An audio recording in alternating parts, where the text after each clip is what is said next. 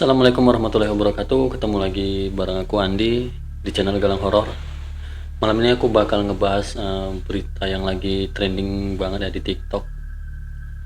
Dimana kisah ini menceritakan tentang salah satu ilmu atau ajian yang dimiliki oleh kebanyakan Jawara yang ada di tanah Jawa. Ajian ini mungkin kita sama-sama tahu, ajian Rawa Rontek. Ajian Rawa Rontek ini adalah ajian yang mungkin dimiliki oleh beberapa atau banyak orang Jawara di zaman dulu, dan kebanyakan itu dari tanah Jawa oleh pendekar-pendekar zaman dulu ya, dimana ilmu ini tuh membuat pemiliknya itu bisa dikatakan abadi. Dia nggak bakal gampang mati, mau diserang pakai apapun, mau pakai itu pistol, senjata tajam atau yang lainnya, itu nggak bakal mempan ke badannya. Ada satu cerita dimana pada waktu itu ada salah satu Jawara yang mungkin kepala itu sampai dipenggal oleh Belanda ya, oleh komunis. Tapi ternyata tubuhnya itu menyatu lagi, jadi kepala itu nyatu lagi sama badannya. Tapi yang namanya ilmu atau ajian dimanapun atau apapun itu pasti punya kekurangan atau punya apa ya, punya kelemahan yang bisa sewaktu-waktu itu sebenarnya merugikan mereka juga untuk si pemilik ilmu. Jadi kekurangan atau kelemahan dari ilmu Rawa Rontek ini ya mungkin udah banyak yang tahu ya. Si pemilik ilmu ini harus digantung, entah itu di pohon atau dimanapun. Yang penting dia jangan sampai nginjak bumi atau jangan sampai injak tanah. Karena selama dia masih injak tanah, tubuhnya itu bakal abadi. Mau kalian bunuh gimana pun caranya, mau ditombak, mau ditembak, mau ditusuk, dia nggak bakal mati. Kalaupun mati itu paling hanya beberapa detik doang, dia bakal bangkit lagi. Jadi untuk membunuh atau menghabisi Jawara yang memiliki ilmu Rawa Rontek itu cuman dengan cara digantung dan dihabisi saat tubuhnya itu digantung, entah itu di pohon, di tiang atau dimanapun. Dan kelemahan dari ilmu Rawa Rontek ini juga, ilmu ini bisa diwariskan. Jadi si pemilik ilmu biasanya jika dia pengen, biasanya orang-orang dulu ini tahu nih, dia udah capek nih sama hidupnya, udah capek sama dunianya, atau dia pengen memang mengakhiri hidupnya ya karena udah ngerasa udah bosen ya mungkin hidup di dunia. Biasanya mereka itu punya firasat bahwasannya hidupnya itu nggak lama lagi. Nah di saat itu si pemilik ilmu Rontek ini harus mewarisi ilmunya nih ke anak cucunya atau ke orang yang dianggap layak lah untuk meneruskan ilmu Rawa Rontek ini guys. Karena selama ilmu ini nggak diturunkan atau nggak diwariskan ke orang lain, dia nggak bakal mati sampai kapan. Dari mitos dan dari beberapa referensi yang aku baca itu memang seperti itu. Ilmu itu harus diwariskan lebih dahulu supaya si pemilik ilmu ini bisa berpulang ke rahmatullah. Nah, kisah seru dari ilmu Rawa Rontek ini kemarin baru-baru viral ya di TikTok. Itu tentang Siti Maisaroh, TKW asal Indonesia, atau lebih tepatnya di daerah Pandeglang, Banten, di mana Siti Maisaroh ini pergi ke negara Kamboja untuk bekerja di rumah makan atau di restoran. Nah, kisah ini menarik karena apa? Karena apa ya? Plot twistnya itu aku pun kaget ngelihatnya. Tapi di balik kesederhanaannya, dia punya cita-cita pengen ngebahagiain orang tuanya, ngebahagiain ya adik-adiknya. Jadi kebetulan Siti Maisaroh ini pada waktu itu ngelihat salah satu iklan di platform FB atau Facebook. Jadi di iklan itu dia ngebaca kalau ada tawaran kerja di restoran atau di rumah makan di daerah atau di negara Kamboja. Dan di situ tertulis gaji yang bakal dia terima per bulan itu sekitar 15 juta kurang lebih. Udah pasti dia tertarik lah, bahwasannya sebulan 15 juta gitu, siapa yang nggak tertarik. Sementara menurut si Siti Maisaroh untuk kerja di desa aja penghasilan 2 juta tuh udah dianggap besar banget, apalagi ini 15 juta. Jadi dari situ dia ngerasa pada saat itu doa-doa dia selama itu dikabulkan sama Tuhan, bahwasannya dia bisa bekerja di Kamboja dan punya penghasilan yang besar banget guys. Nah di iklan itu dicantumkan nomor handphone atau nomor WhatsApp. Jadi Siti Maisaroh ini langsung menghubungi nomor yang tertera di iklan itu guys. Setelah menghubungi nomor yang ada di iklan itu, Siti Maisaro disarankan untuk ngurus paspor ya. Dia bisa berangkat ke Kamboja, bakal dibiayai semuanya, bahkan penginapan, rumah, makan itu semua ditanggung. Ini ngebuat si Siti Maisaro ini makin tertarik untuk pergi ke Kamboja. Dia nggak berpikir yang lain-lain, dia nggak mikir yang aneh-aneh guys. Karena kebetulan dia juga belum punya paspor ya. Karena kan syarat utama untuk pergi ke negara lain itu harus punya paspor. Siti Maisaro ini memutuskan untuk minjam uang ke tetangganya atau ke sahabat-sahabatnya yang ada di desa untuk biaya pembuatan paspor. Jadi singkat cerita, setelah paspor dan semua visa dan segala macam sudah selesai, 2 minggu kemudian Siti Maisaro ini berangkat bersama, kita bisa bilang agent ya. Jadi Siti Maisaro ini berangkat dari Jakarta menuju bandara yang ada di Kamboja. Nah, setibanya di Kamboja, Siti Maisaro ini dibawa ke salah satu rumah atau bangunan, itu seperti gudang ya, gudang besar. Bukan dibawa ke restoran atau rumah makan seperti yang diiklankan di awal itu guys. Tapi Siti Maisaro ini diajak ke salah satu bangunan seperti gudang, dimana di situ semua jendela dilapisi teralis, bahkan jendelanya itu semua ditutup, dan di sana sini dijaga oleh banyak orang. Jadi penjaganya itu ketat banget di ruangan itu guys. Sampai akhirnya Siti Maisaro ditempatkan atau diantar ke salah satu ruangan di lantai 2 atau lantai 3, aku lupa ingat ya. Cuman ya aku tahu kayaknya di lantai 2. Nah, di ruangan itu ternyata ada juga wanita-wanita lain yang sudah menunggu di dalam ruangan itu guys. Kurang lebih ada sekitar 8 perempuan yang ternyata disekap di dalam ruangan itu. Sampai di sini Siti Maisaro ini juga belum ngerasa ada hal yang aneh atau janggal. Mungkin ini memang menurut dia awalnya mungkin ini salah satu bangunan untuk mereka latihan kayak bahasa lokal di Kamboja, atau kayak pelatihan lain lah sebelum dia benar-benar ditempatkan di restoran yang diiklankan kemarin. Tapi ternyata pada malam itu ya, tiba-tiba salah satu perempuan yang ada di ruangan itu, bisa disebut namanya itu Weni ya. Jadi si Weni ini ternyata dipanggil oleh penjaga dan dia dibawa ke lantai atas. 1 jam, 2 jam, 3 jam, ternyata si Weni ini nggak kembali lagi ke ruangan semula bersama Siti Maisaro ini guys. Di sini Siti Maisaro mulai curiga ya, sebenarnya apa yang terjadi di tempat ini, kenapa si Weni tadi nggak balik-balik juga saat dipanggil oleh penjaga yang ada di depan. Namun sekitar tengah malam ya, Siti Maisaro dan teman-temannya ngedengar suara jeritan dari lantai atas, dan mereka yakin itu suara si Weni. Tapi mereka nggak bisa berbuat apa-apa karena nggak bisa memastikan ya, karena ruangan tuh di depan tuh dijaga ketat sama beberapa orang. Ternyata keesokan harinya ada salah seorang perempuan lagi yang dimasukkan ke dalam ruangannya tempat Siti Maisaro ini guys. Tapi kondisi perempuan ini cukup memprihatinkan, dimana kakinya itu ada bekas sayatan atau koyak, mukanya pucat, pandangannya itu kosong, pokoknya banyak bekas-bekas luka lah di badannya.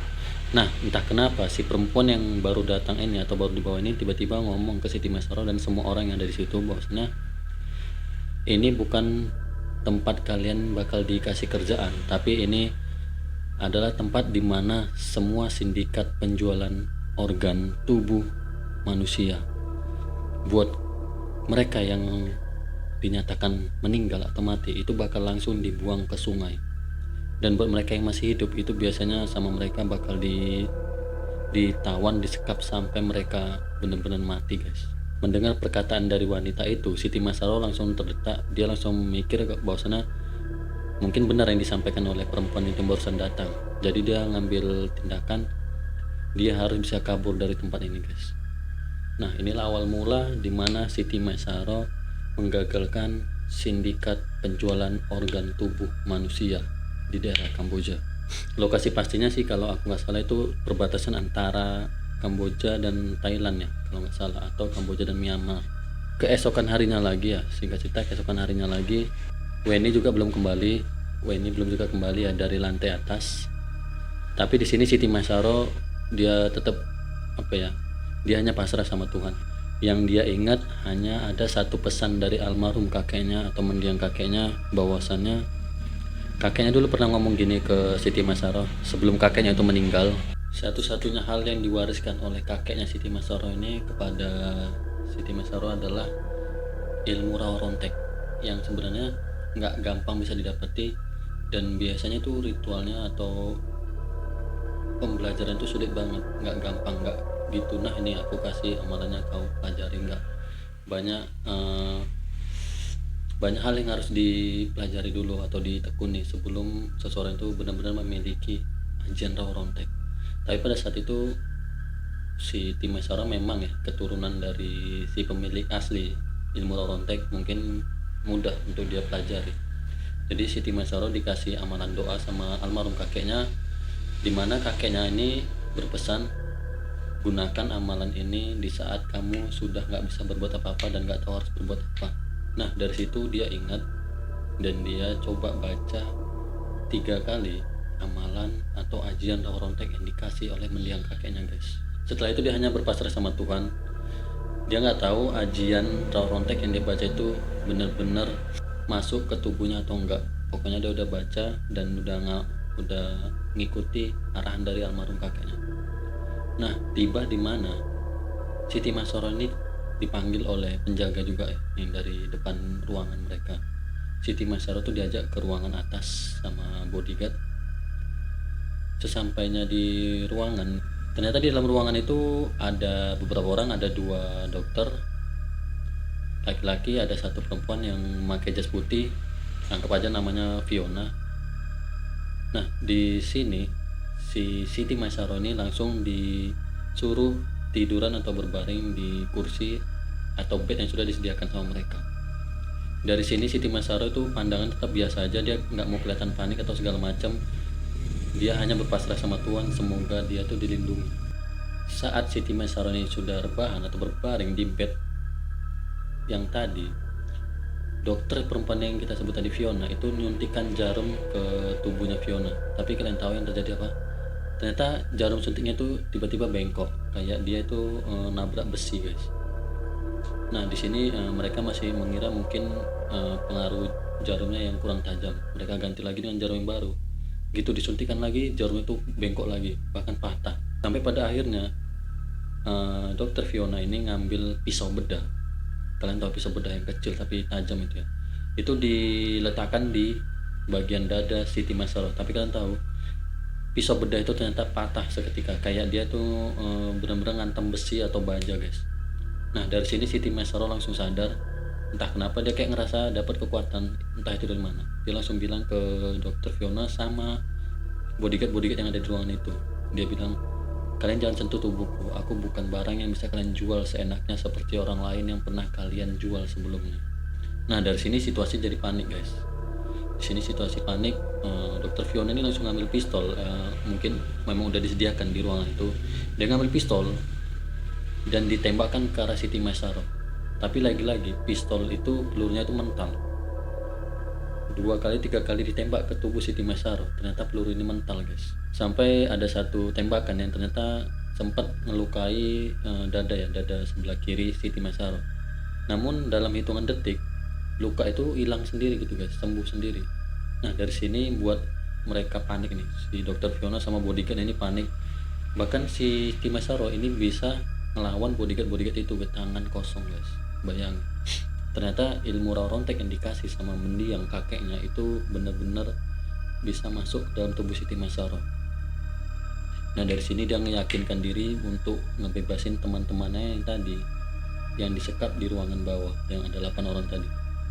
Kalian tahu pintunya itu terbuat dari stainless atau besi, itu bisa didobrak sama Siti Masaro cuman dengan ini bantuan pundaknya doang. Nah setelah itu dia ngebebasin teman-temannya yang 8 orang tadi. Dia posisi itu ada di depan, jadi dia ngiring kawan-kawannya itu untuk keluar dari ruangan itu guys. Setelah sampai di luar gedung atau di luar bangunan ini, mereka lagi-lagi dihadapi sama beberapa bodyguard yang menjaga bangunan ini guys. Mereka menggunakan senjata api, pistol segala macam, tapi lagi-lagi semua peluru yang diarahkan ke Siti Masaro itu semua mental. Sampai mereka nggak bisa berbuat apa-apa, dihajar habis-habisan oleh Siti Masaro.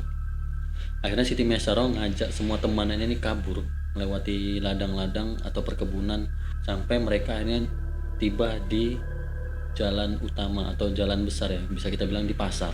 Siti Mesaro ini ketemu sama satu truk yang mungkin mau ngarah ke arah kota. Awalnya truk ini nggak mau berhenti, tapi entah kenapa Siti Mesaro inisiatif ngantamkan badannya tuh ke depan mobil truk itu guys, ke depan kepala truk, dan bukannya mental tapi malah truk yang berhenti tiba-tiba karena ngantem tubuh Siti Mesaro ini guys. Setelah mobil truk ini berhenti, Siti Mesaro ngejelasin pakai bahasa lokal atau ya bahasa lokal yang dia pelajari ya selama beberapa hari ada di gedung itu guys. Intinya yang dia jelasin ke sopir truk ini, dia minta antarkan ke kantor polisi terdekat. Pokoknya dia pengen diantarkan ke kantor polisi terdekat. Nah, supir truk ini paham bahwasannya dari ngelihat kepanikannya mereka, luka-luka yang ada di tubuh teman-teman Siti Mesaro, dia tahu kalau bahwasannya mereka ini habis kabur dari sekapan sindikat penjual organ tubuhnya tadi guys. Nah, akhirnya mereka diantarlah ke kantor polisi terdekat yang ada di daerah itu. Di sana Siti Mesaro menjelaskan kronologi yang dia alami. Bahkan polisi yang menerima laporan Siti Mesaro ini sampai bingung antara percaya atau enggak. Tapi memang itu adanya Siti Mesaro ngejelasin itu semua. Tiba-tiba waktu Siti Mesaro ini ngejelasin kronologinya ke bapak polisi, ada 3 orang atau 4 orang yang tiba-tiba datang dengan tubuh yang tegap besar. Itu kayak ngeliatin Siti Mesaro. Siti Mesaro sih yakin kalau mereka ini ternyata sindikat penjual organ tubuh yang tadi ada di bangunan yang sana. Ternyata mereka ini belum aman guys, karena mereka masih diincar. Jadi sindikat penjual organ ini takut rahasia mereka terbongkar, lokasinya ketahuan. Jadi mereka masih ngincer Siti Mesaro dan teman-teman. Nah, akhirnya karena Siti Mesaro tanda atau ngenali mereka itu tadi, akhirnya polisi ngusir mereka keluar dari kantor polisi. Setelah itu Siti Mesaro dan teman-temannya dibawa ke kantor KBRI yang ada di daerah Kamboja. Di situ mereka memang makannya teratur, nyaman tanpa ada gangguan atau tekanan dari manapun. Itu mereka juga tenang, nggak kayak kemarin-kemarin yang ada di bangunan tempat mereka disekap. Tapi entah kenapa ya, di sini Siti Mesaro itu selama ada di kantor KBRI, dia tuh nggak pernah tidur nyenyak. Dia tuh selalu dihantui sama mimpi-mimpi yang aneh-aneh, mimpi-mimpi yang buat dia takut. Kayak dia mimpi dibunuh, dia mimpi maaf cakapnya, kayak organ tubuhnya tuh diambil sama orang yang nggak dia kenal. Bahkan dia mimpi Weni, sahabatnya kemarin ada di ruangan itu masih hidup. Mimpi itu terus berlanjut sampai akhirnya si Siti Mesaro ini memutuskan untuk kembali lagi ke bangunan itu untuk mencari si Weni dan beberapa wanita yang ternyata masih disekap di sana. Kalian bayangin, TKW asal Pandeglang, Banten, yang orang biasa, wanita biasa itu kayak di sini tuh jadi pahlawan. Dia ngebebasin banyak wanita yang disekap oleh sindikat penjualan organ tubuh manusia di Kamboja. Singkat cerita, aku nggak bakal cerita terlalu panjang ya. Intinya Siti Mesaro ini berhasil ngebebasin si Weni yang ternyata masih hidup guys. Ya, dia ada di satu ruangan. Memang perutnya itu ternyata udah dikoyak, tapi udah dijahit. Tapi jahitan itu kasar, bukan yang jahitan halus kayak dokter-dokter pada umumnya, tapi kayak dijahit sembarang aja. Tapi untungnya si Weni ini masih hidup.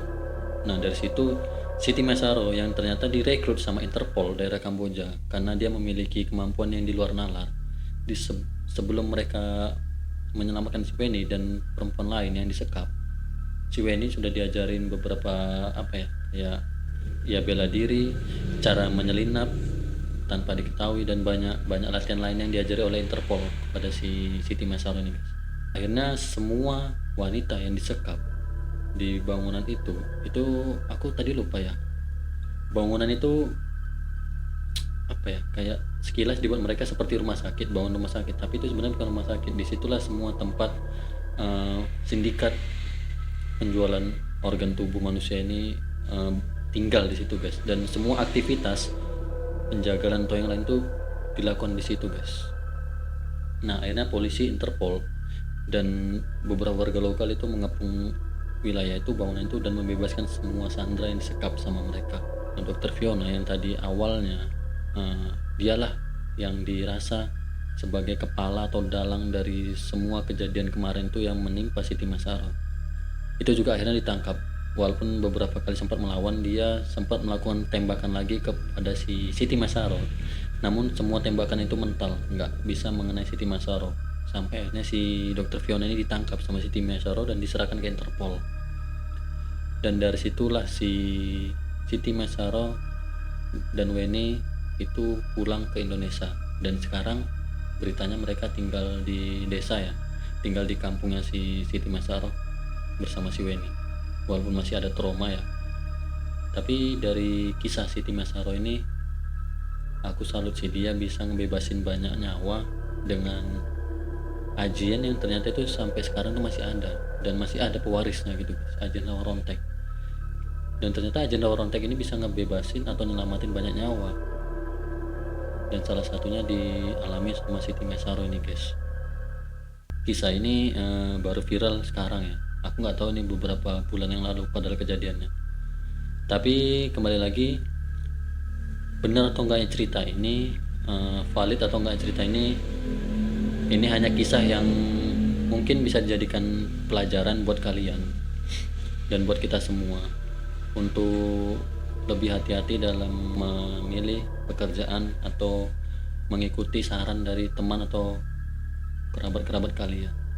Jikalau kalian ngerasa nggak yakin sama hal yang belum kalian pernah jalani, lebih baik jangan diterima. Jangan tergiur sama gaji-gaji yang besar, jangan tergiur sama nominal pembayaran yang besar, hidup yang mapan segala macam bla bla bla bla, tapi nyatanya di sana nanti malah entah kemana-mana. Cari rezeki, cari kerjaan di zaman sekarang itu susah banget. Aku pun ngalami. Tapi sesusah-susahnya kita, selama kita nggak ngikutin gengsi ini, aku nggak ngajari, aku cuma ngasih saran. Selama kita nggak ngikutin gengsi, mudah-mudahan kalau untuk sekedar makan atau kebutuhan hari-hari pasti kalian bisa dapat guys di negara sendiri. Apa aja bisa dikerjai selama itu halal dan menghasilkan. Itu kayaknya lebih nyaman sih. Kalian bisa kumpul sama keluarga, kalian bisa kumpul sama anak istri tanpa ada tekanan, tanpa ada pressure dari orang-orang yang sebenarnya itu kejam tapi hanya pura-pura baik di depan kalian. Cukup sampai di sini kisah ini, semoga jadi inspirasi buat kalian semua. Itu aja mungkin dari aku. Next kita bakal ngebahas cerita-cerita lain yang lebih menarik. Aku Andi, assalamualaikum warahmatullahi wabarakatuh.